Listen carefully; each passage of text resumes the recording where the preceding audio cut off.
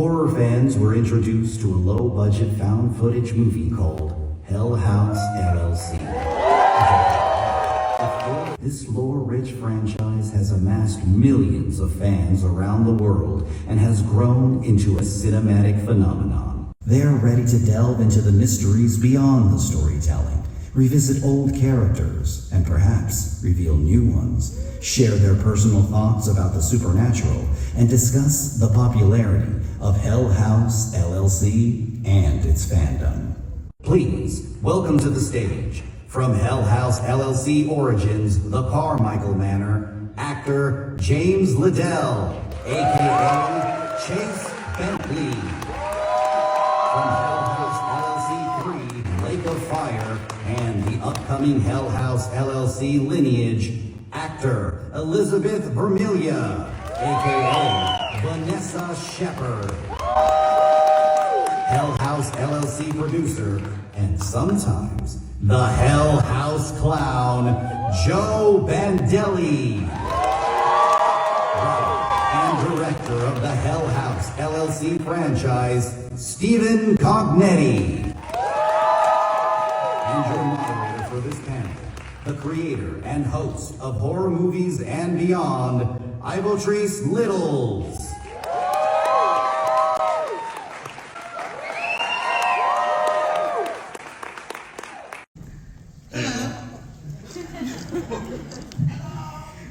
Hello and welcome again. I'm so excited for you guys to be here. This is going to be an exciting time. I'm so glad they're here. We are going to talk about so many great things, so many insights of the stories, characters, the lore, the clowns, mystery of those, and also we're going to dab into why about found footage and narrative and things like that, but especially we have a Q&A. So during the Q&A, make sure you raise your hand to ask a question if you want, because if you do, you win a prize just for participating, and they're really cool prizes. And you get a cool mask or a DVD box set. So it's really cool. And also after that, 10 minutes of exclusive footage of Lineage.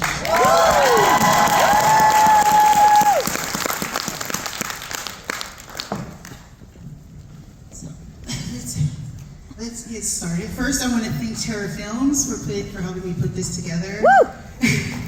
Sarah and Joe, thank you so much.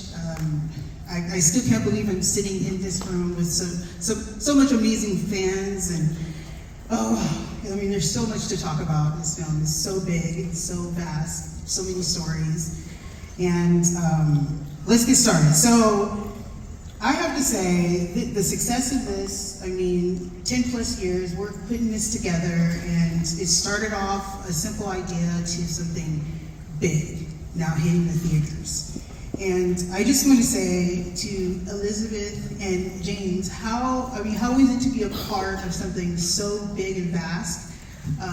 It started small and it grew big, but to be part of that, how do you feel about that? It's really exciting. It's humbling to join it kind of in the middle like I did when it already has this really amazing fan base. It's just really exciting to be able to be a part of it, and I've watched all the movies. I'm a fan of them as well, so it's really awesome to get to be part of it. It's really cool. Yeah, same. Kind of jumping in at the tail end there for Origins. It was a little overwhelming to just see how much, fandom and support was already behind the movie when it was coming out. So just seeing all the reviews and, how much people really enjoyed the movie was really fun. And then, I'm not huge on social media, but just seeing people post certain things.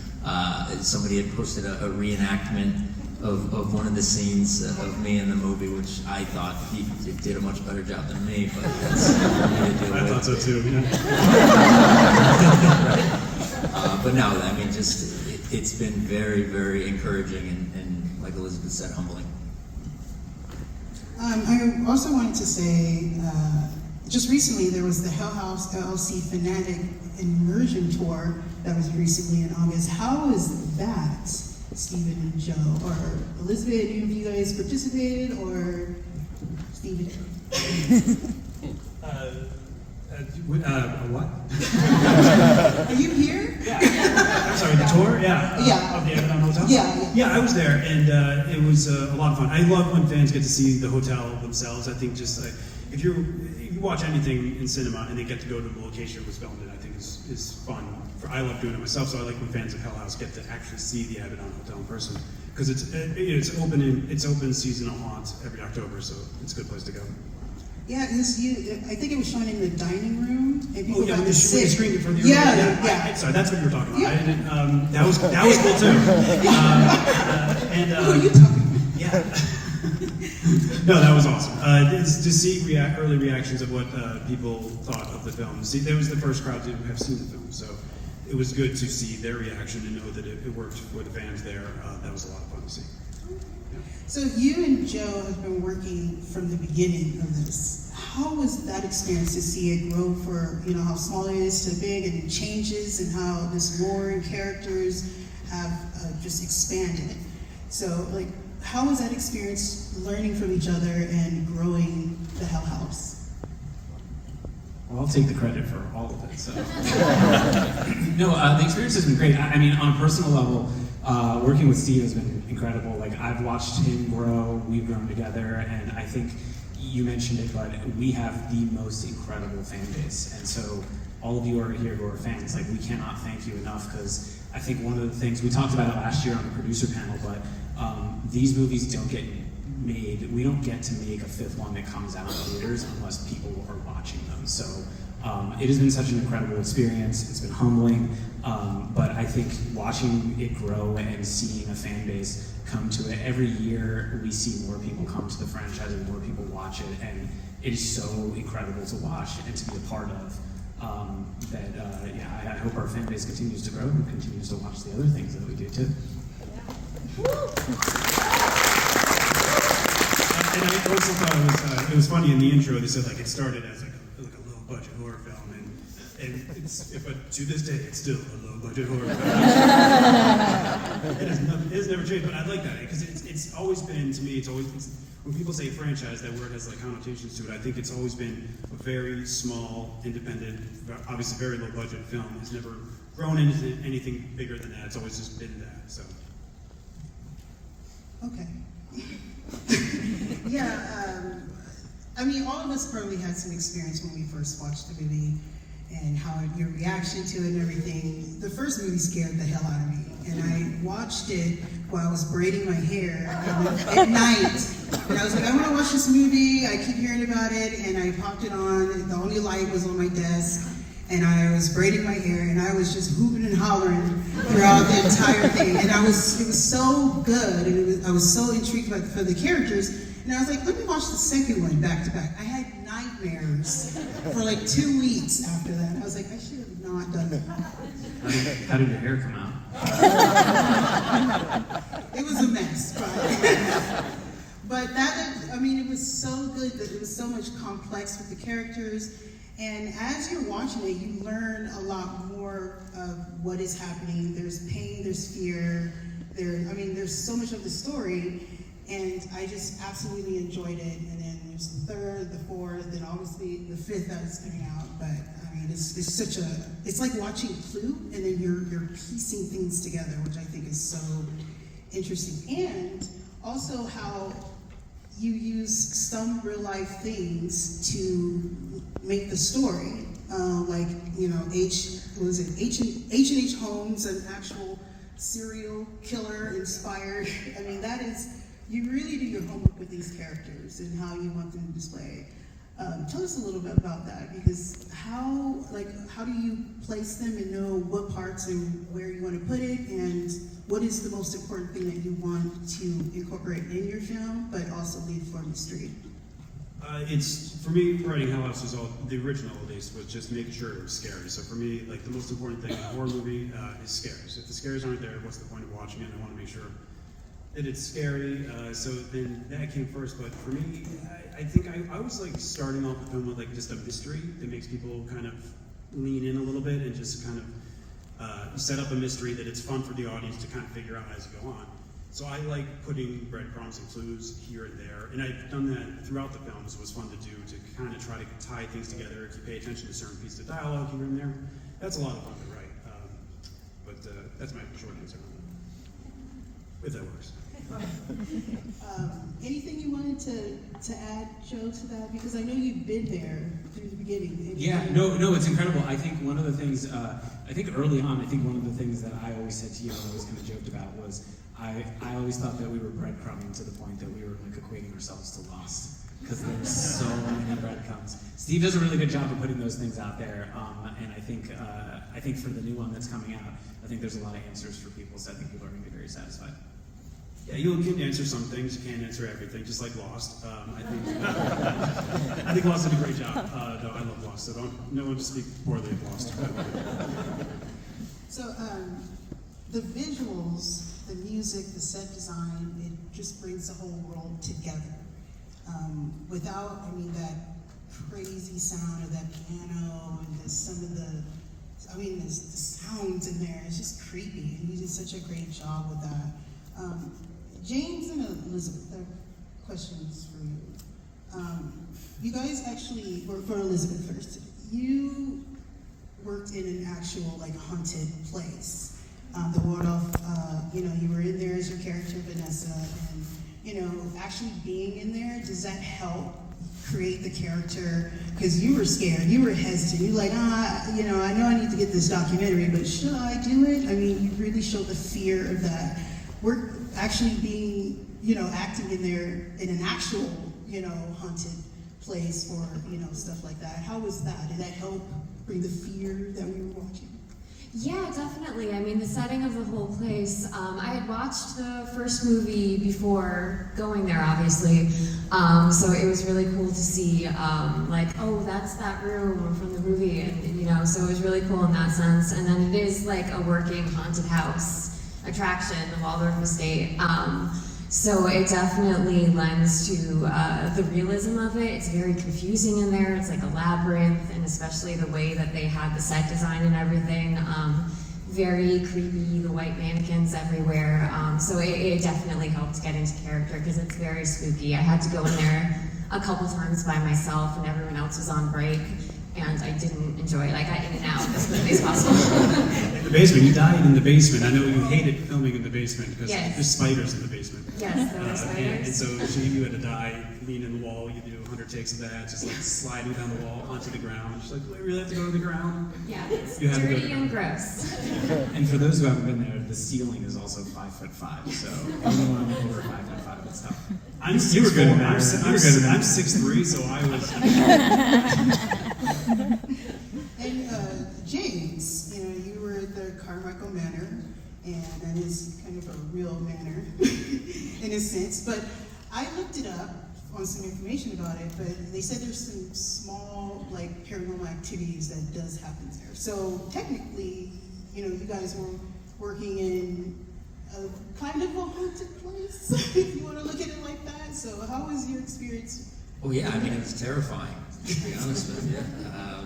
It's all fun and games when you're shooting, and you're like, oh, they're going to be so scared when they see this, and then you go to bed, because, I'm staying there every night, and all of a sudden it's 2 in the morning, and you go to the bathroom, and this is the creepiest place I've ever been in my life.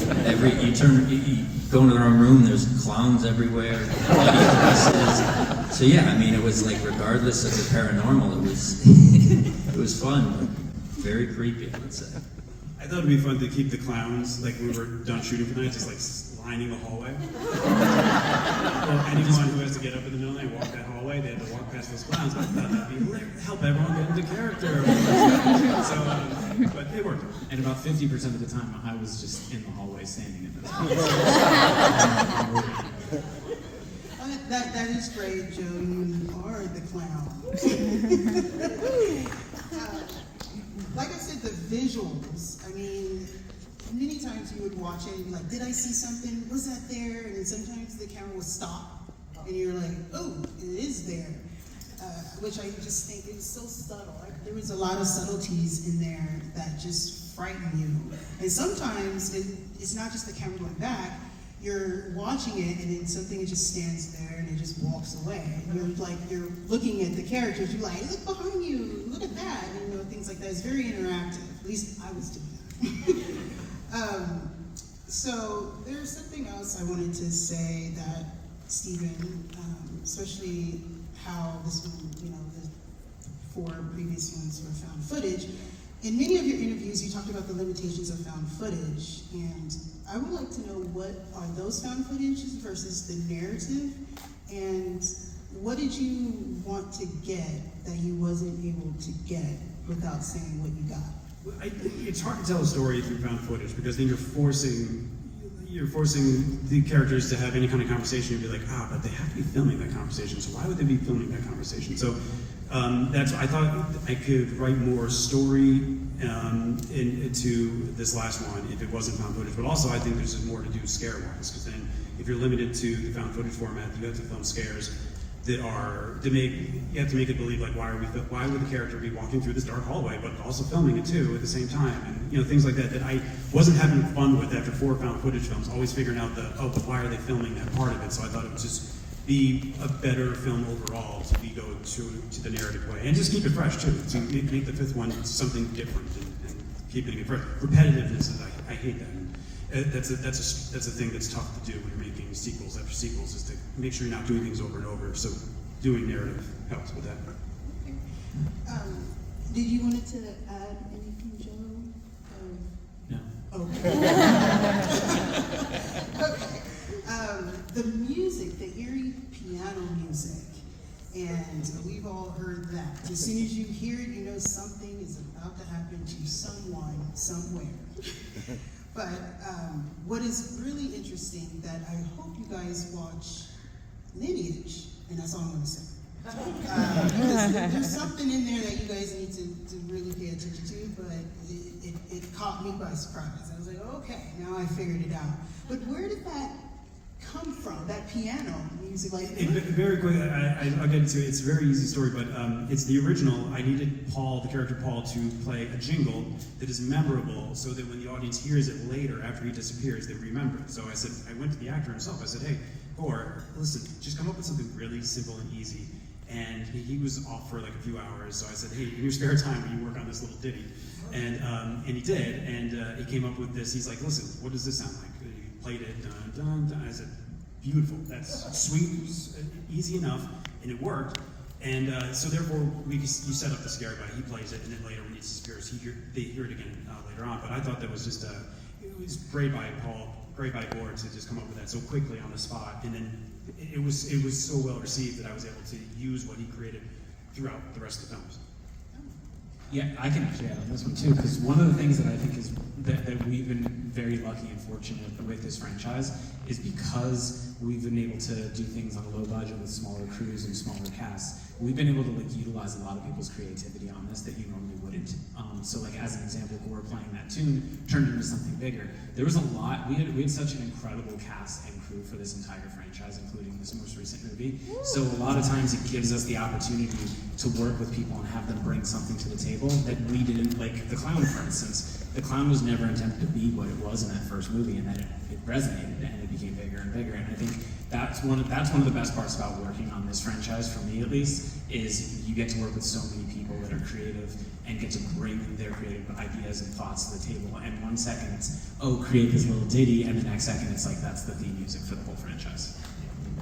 And also in Origins, writing the lyrics to it, actually putting the words to that jingle that Paul that Gore made was a lot of fun coming up with his lyrics though. So I had fun doing the lyrics to it, but I am not musically inclined at all, so I would not have any. I play the saxophone like Homer Simpson. Saxophone. So I can't. Anything music, don't come to me. So at this point, I want to get into is that in Lake of Fire, the Abaddon is burnt down. It is burnt down to the ground. And I feel like it was, not only was it on purpose, but I think you did that to help move yourself out of the found footage. Because I think it was something that you, from what I read, wanted to do for a while, but not knowing when to do it. And I think it kind of forces you out from your comfort zone into the narrative. So when was that point that you did it, and was it a collective choice to make that transition? From found footage to narrative? Yeah. I wanted to, when I decided I was going to make the fifth film is when I decided that it was going to be narrative. It was kind of quickly, because I didn't really want to make another found footage film at all. But I did want to make a fifth Hell House. So I was like, if I'm going to make this, it's going to be narrative style, because I want to write a movie that has more to it, more story, more scares to it, and it's just so restrictive. But burning down the Abaddon at the end of 3 was just avoided because I was getting afraid of repetitiveness of 1, 2, and 3, all of them taking place in the Abaddon Hotel. I was getting sick of writing scares. There's only so much things that can happen in 2C, scary wise. Like again, it's haunted, but I get it. So it's just like burn the bitch down at the end. And we're done. We're at it. And then I thought that was going to be the end of it, but we eventually came back with Origins too. So, Elizabeth, your character, as you see in The Lake of Fire, was one way. She was very timid, very scared, and then as we see progress in Lineage, was like in shambles. How did you get from one? There's like the mystery of what happened between there and what possibly could have messed her up. I mean, she was just going through it without saying too much, but what possibly could have happened between that character and then?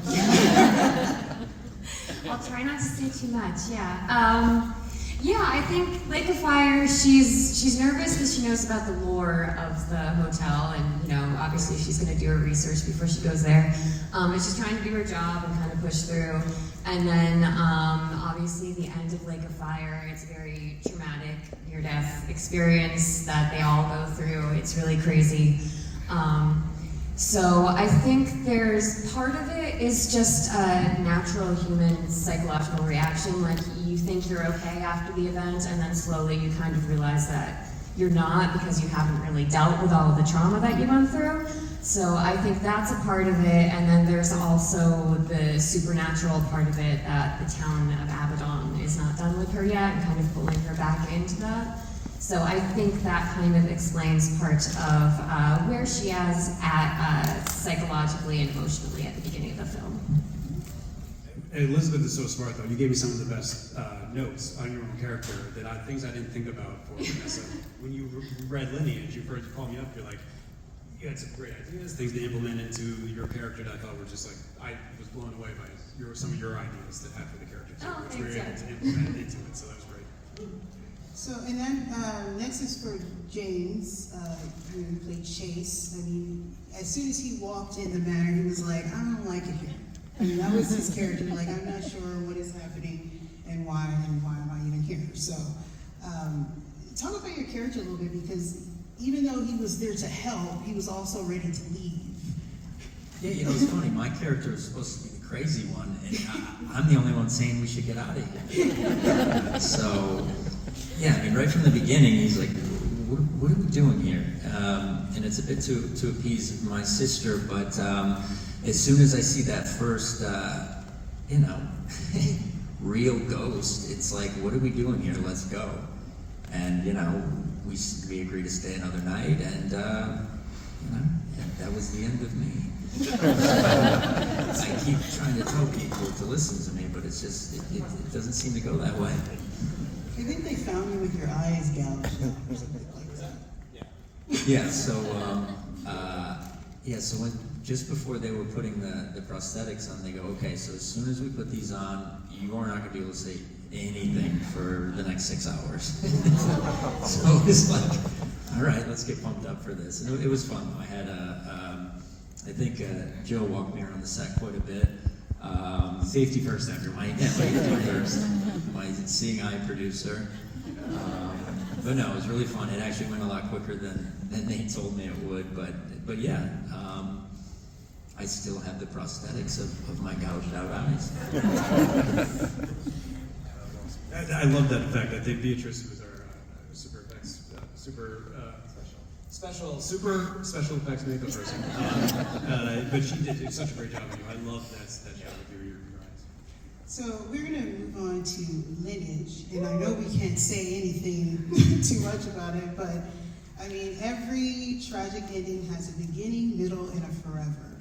This movie was, although it's not a found footage, there's a reason. There is a reason, and even I was skeptical. I was like, oh, I want to see what this is, to be honest. And I sat there, and if you watched all 4 films, it comes together very seamlessly, and it's very interesting. And then, like, if you remember things in Origins and stuff, because Origins kind of set it up, and you're just like, oh yeah, I remember that. Oh yeah, it just comes together, and it should not matter that it is or isn't found footage, but it does continue the story. It doesn't do anything different, but it does show parts that you wouldn't be able to do in a found footage. But moving to that narrative, you know, making that flying leap into that, was that scary because it's such a fan base for found footage? And then the clowns in there, they're really getting it. I mean, they're different. How was that, Joe, too? Like, for both of you to talk about that a little bit. Tackle the first one first. I have one thing about that, and then you can chat about it. It was scary for me, for sure, for us transitioning from found footage to narrative.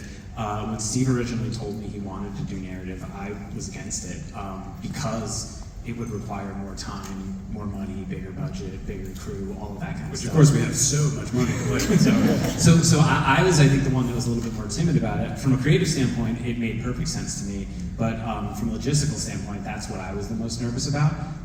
But obviously, we were very fortunate to have an amazing crew and amazing cast to bring the whole thing together. So, but I think I was the one that was most hesitant about it in the beginning. But I think creatively, it always made sense to me. Yeah, I said logistics, schmalistics is what I said. No, I didn't say that.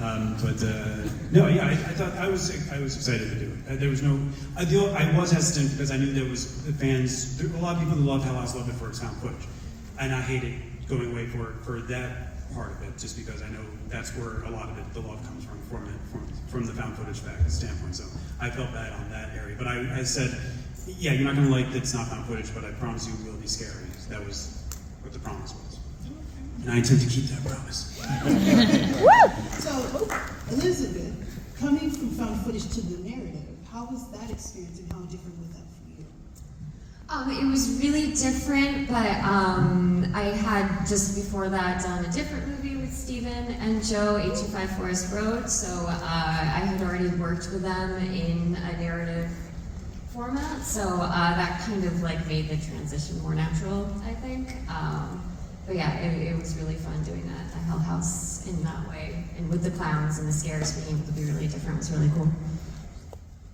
But one thing I really do love about these films is that how it started from just this haunted house going wrong, where it just expand the characters, the lore, the cult, the possessions, the demons. I mean, it just goes wild, and it's so creative, and it keeps you wanting to know more. I mean, even we got more of the Carmichaels and what it entails and how they're part of it. I mean, it's just so great. How did you keep all that together? With sticky notes, or how? Because if you're not paying attention, you miss something, and then you have to go back and like, oh yeah, you know, like, how did you keep all that together? I think it's easy from my perspective, just because I wrote all the previous films, though everything was still in my mind fresh. I really didn't even have to go back and watch. I can't even go back and watch my own films, so I was happy to not have to go back and watch them all, because you know, that's just how I am. But I think Elizabeth's the same way. She hates seeing herself on camera, so I'm Yeah, it's like, the worst.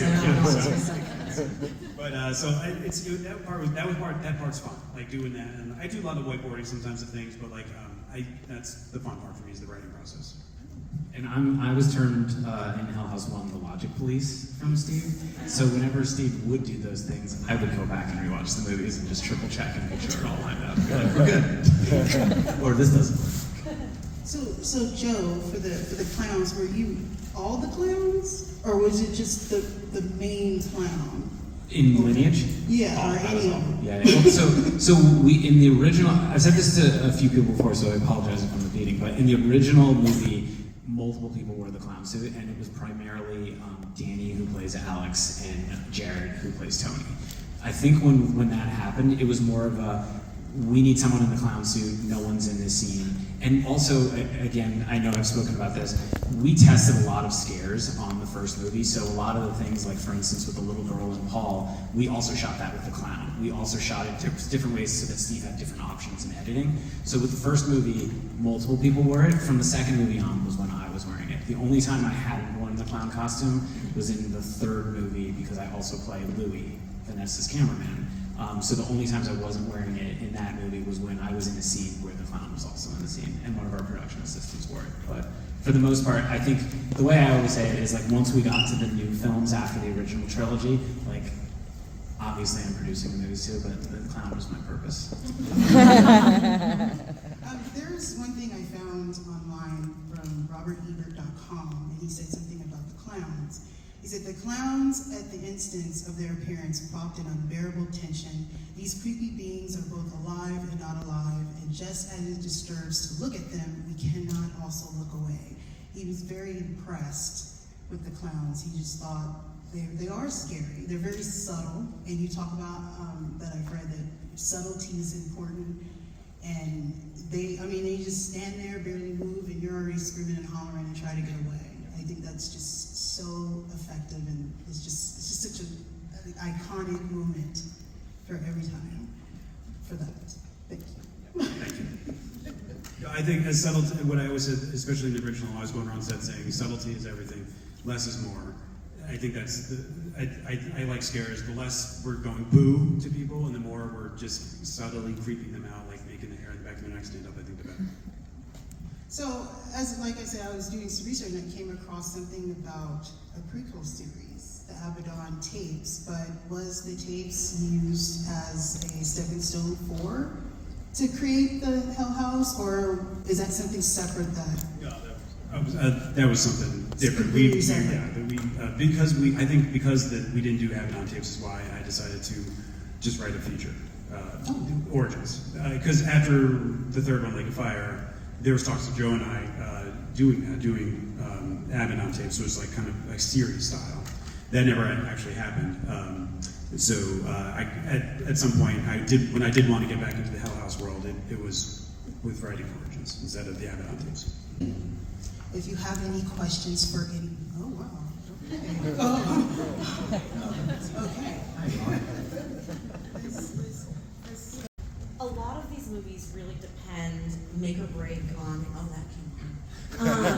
make or break on the characters and the casts that you selected. And I know found footage, a lot of it can be improvised.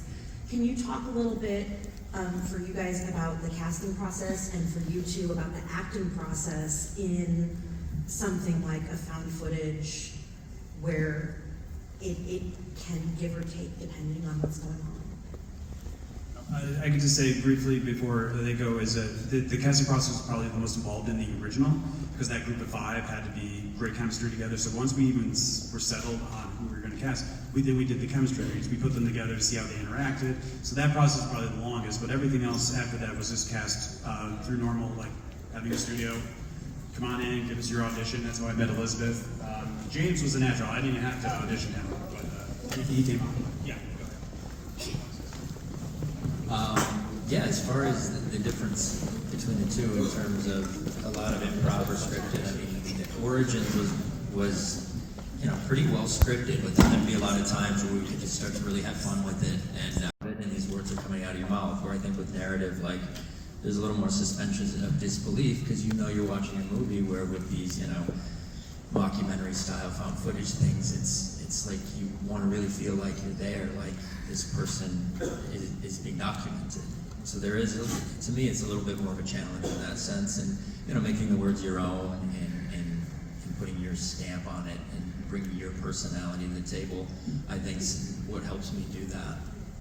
As you moved away from found footage into a more like traditional or classically filmed narrative, were there any films or filmmakers that influenced the visuals of your new work? No, I don't. I try not to do Watch that. any movies. Watch any movies. Yeah, no, I don't think so. I just have. I'm trying to. I don't. Damn it, that's a good question. I don't. Talk to me later. I have more to say. We have time for it here, but damn it, I can't be stumped after this second question. So this is for you for asking questions.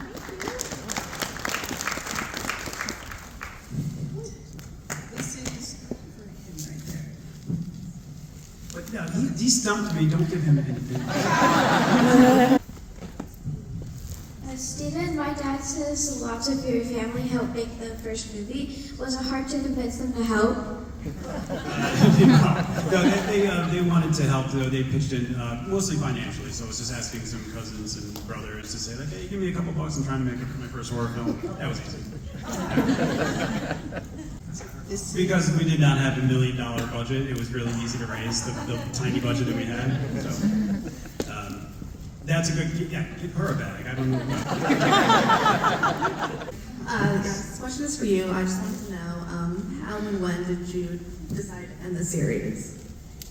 How and when? How and when? I decided to end the series when I started writing. When I knew I was going to make the 5th movie, I just decided right then, this is the last one. And how it was going to end, that comes into the draft process. So the first draft, it's like the story evolved after every draft. And so how the very last frame of the movie, that came over multiple drafts. So it wasn't like, I'm going to end it, and then this is how it's going to end. That wasn't simultaneous. The end came first, like I'm ending it, and then how it's ending came through the writing process over months. What are you going to In general, just kidding. I like the theme. I really like the scare in Origins when she's doing the tour of the house on the computer and you get the jump scare of it in the bed. That one really got me. My favorite scare that creeped me out the most was, I think, from Hell House LLC, the first one, with the little girl in the corner and it keeps pulling the blanket, the sheets over his face. It's so real and so something that I would do if I was scared of something, just hide under the covers. So I think that one for me. My actual favorite scare is from the second one, the Abaddon Hotel, when the YouTuber goes into the house. Yeah, it's when the YouTuber goes into that. It's my least favorite movie of the group. It's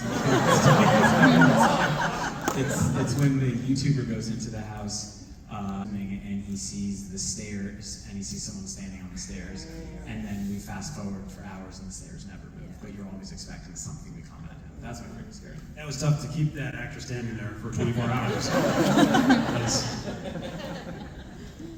And for me, I think just more for nostalgic sake, my favorite scare in the whole franchise is the scare where Paul wakes up in the middle of the night, points the camera down the stairs. The clown is standing there at the bottom of the stairs, and he slowly walks down to it.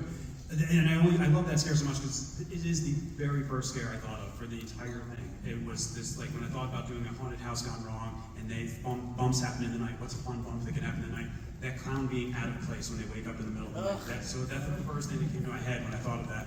So for me, it was like fun to shoot, fun to conceive. It's the first. It was the first. You always remember your first. And then I'll quickly add, because I know you said to shoot, so one more thing to shoot.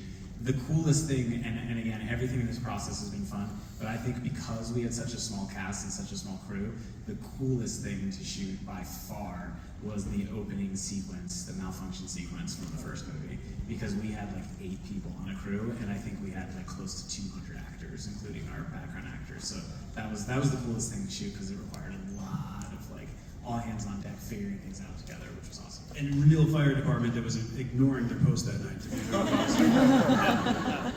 Oh, since nobody asked me. Okay. He gets his bag.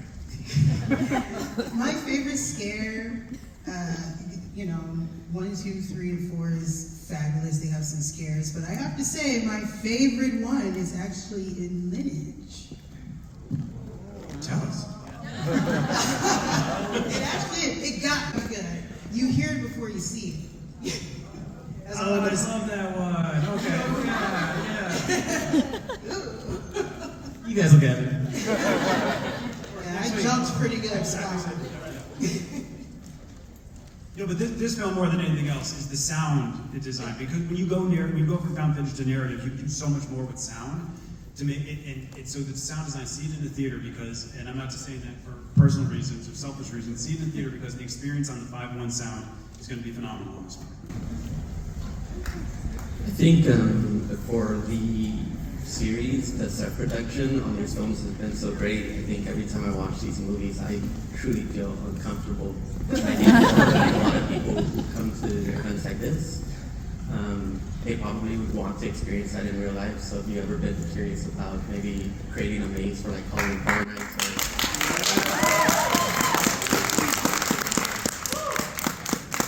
I think that would be tons of fun. I think that would just be awesome. I like where your head's at. Yeah. I mean, if you do it, I'll take my cut. Did you TM it? TM. I got it. TM.